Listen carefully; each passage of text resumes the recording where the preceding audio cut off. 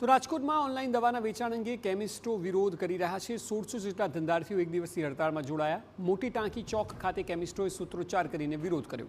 Online રીતે પ્રતિબંધિત દવાઓનું વેચાણ થઈ શકતું હોવાનો દાવો કર્યો છે।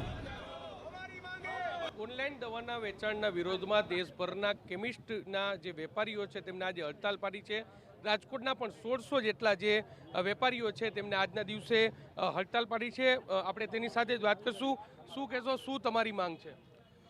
અમારી માંગણી એટલી જ છે કે છેલ્લે 2019થી અમે ગવર્મેન્ટને રજૂઆત કરી રહી છે। અમારે ઓલ ઇન્ડિયાના એસોસિએશન દ્વારા વારંવાર ગવર્મેન્ટને રજૂઆત કરવામાં આવેલી છે। એક મિટિંગ માટેનો પણ સમય જ્યારે ગવર્મેન્ટ દ્વારા આપવામાં નથી આવતો ત્યારે આ એક દિવસીય બંધનું અમે આયોજન કરેલ છે।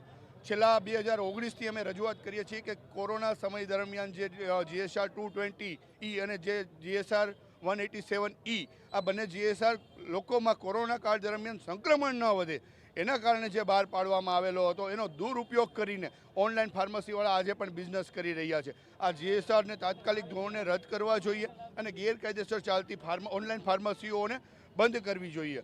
હાઈકોર્ટના પણ ઓર્ડરો છે કે આ ઓનલાઈન ફાર્મસી આપણા ફૂડ એન્ડ ડ્રગના કાયદા પ્રમાણે ક્યાંય યોગ્ય નથી, તો આને તાત્કાલિક ધોરણે બંધ કરવી જોઈએ। છતાં ગવર્મેન્ટ આના વિરુદ્ધમાં કેમ એક્શન નથી લેતી એ એક મોટો પ્રશ્ન છે।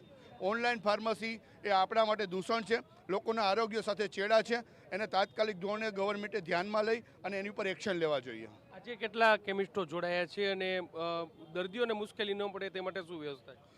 લગભગ 1600થી વધારે મેડિકલ સ્ટોરો બંધ છે। આજે દરેક કેમિસ્ટો સ્વયંભૂ જોડાયા છે, કારણ કે બધાના હિત માટેની વાત છે। આ માત્ર ને માત્ર કેમિસ્ટોના નહીં, આમ જનતાના હિત માટેની પણ વાત છે। અને જેમ તમે કીધું એવી રીતના અમે આમ જનતાનું હિત પણ વિચારીએ જ છીએ। એટલે રાજકોટમાં પણ કોઈ પેશન્ટ હેરાન ન થાય એના માટે રાજકોટના લગભગ 15 મેડિકલ સ્ટોરો ઓપન છે, જ્યાં આસાનીથી તમને લોકોને દવા ઇમરજન્સી મેડિસિન મળી રહેશે। અને છતાં કાંઈ પણ વ્યવસ્થામાં ન થાય તો અમારી એક ટીમ પણ એક્ટિવ છે। 5 જણાની અમારી એક ટીમ છે। આપના માધ્યમથી એ નંબર પણ અમે પહોંચાડેલા છે પેશન્ટો સુધી। લોકોને ક્યાંય પણ જરૂર પડે તો અમારી ટીમ એક્ટિવ છે અને જ્યાં અસુવિધા લાગે ત્યાં અમે ઉપલબ્ધ રહેશું। સરકારને અનેકવાર રજૂઆત કરી, કેમ આ પ્રશ્નનું નિરાકરણ નથી આવતું?